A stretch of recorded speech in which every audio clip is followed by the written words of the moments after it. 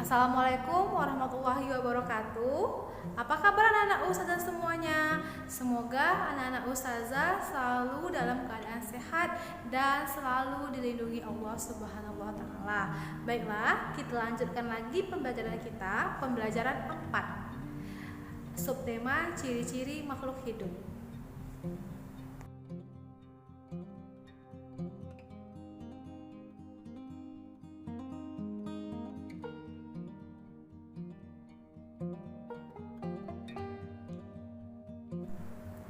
Baiklah anak-anak ustazah, kita mulai kegiatan kita. Kegiatan pertama yaitu mengamati. Buka bukunya halaman 24. Oke, sudah. Pada halaman 24, anak-anak ustazah diminta untuk mengamati dua tanaman, yaitu kita lihat ada tanaman yang tumbuh dengan subur dan ada tanaman yang tidak subur, bahkan hampir mati. Nah, coba anak-anak ustazah hubungkan kedua gambar ini dengan ciri-ciri makhluk hidup. Apakah yang menyebabkan tumbuhan yang satunya tumbuh dengan subur sementara tumbuhan yang lainnya tidak tumbuh dengan subur? Kenapa? Anak-anak ustazah, sama-sama kita ketahui bahwa makhluk hidup itu memerlukan makanan dan minuman. Begitu juga dengan tumbuhan. Tapi perbedaannya, tumbuhan itu adalah makhluk hidup yang bisa menghasilkan makanannya sendiri. Untuk menghasilkan makanannya sendiri, tumbuhan itu memerlukan air dan sinar matahari. Berarti kalau ada tumbuhan yang kurang subur, berarti tumbuhan itu kekurangan sinar matahari dan juga air. Baiklah, selanjutnya. Baiklah anak-anak ustazah, kita lanjutkan kegiatan pembelajaran kita. Kita membaca. Oke, kita akan membaca teks yang masih berhubungan dengan ciri-ciri makhluk hidup, yaitu memerlukan makanan dan minuman. Silakan dibaca halaman 24.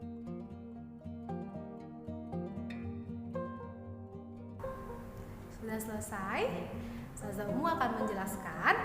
Anak-anak ustazah, manusia memerlukan makanan dan minuman agar dia dapat bertahan hidup. Oke, kalau kita tidak makan, tidak minum, lama-lama kita lemas, bisa sakit, bahkan bisa meninggal dunia. Nah, untuk itu kita memerlukan makanan dan minuman supaya kita bisa sehat dan bertahan hidup. Yang kedua, kita memerlukan makanan dan minuman supaya kita bisa tumbuh. Anak-anak ustazah, apakah anak-anak ustazah itu dari kecil, apakah anak-anak ustazah itu badannya sama pas sebelum sekolah dengan ketika sudah kelas 1? Apakah sama badannya ketika kelas 1 dan ketika kelas 3, ketika sekarang kelas 3 SD? Tentu berbeda karena manusia kan mengalami pertumbuhan. Nah, supaya pertumbuhannya itu bagus, hendaknya kita memakan makanan yang sehat dan bergizi seimbang. Apa ustazah? Itulah dia 4 sehat 5 sempurna. Mungkin anak-anak ustazah baru dengar istilah 4 sehat 5 sempurna. Ustazahmu akan menjelaskan ya nak ya. Makanan 4 sehat 5 sempurna itu terdiri atas yang pertama makanan pokok. Oke, anak-anak ustazah, makanan pokok kita di daerah tempat kita tinggal itu nasi. Sebenarnya makanan pokok itu bukan hanya nasi saja. Kita bisa makan roti, ada jagung, ada gandum, ada sagu. Variasinya banyak tergantung pilihan. Tapi kebiasaan sehari-hari di daerah tempat kita tinggal, makanan pokoknya itu adalah nasi. Yang kedua ada lauk pauk.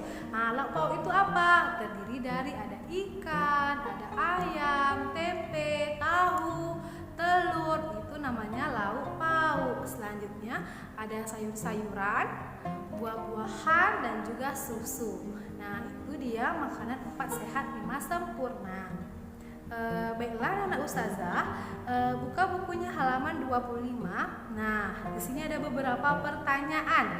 Yang pertama, makanan apa saja yang kamu makan sehari-hari? Nah, ayo, di sini apa aja makanan yang biasa anak ustazah makan sehari-hari?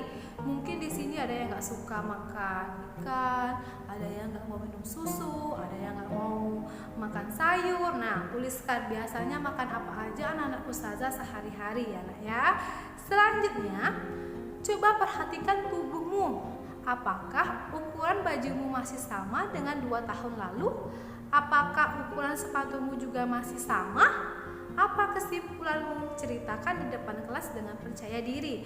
Nah, karena kita masih dalam pembelajaran daring, maka anak-anak ustazah menuliskan kesimpulannya, menyampaikannya secara tuliskan saja di buku anak ustazah. Apa kesimpulan anak ustazah? Ya, ukuran sepatu kita, ukuran baju kita tentu berbeda ketika kita masih TK, ketika kita kelas 1 dengan sekarang tentu berbeda ukurannya. Nah, coba tuliskan kesimpulannya apa.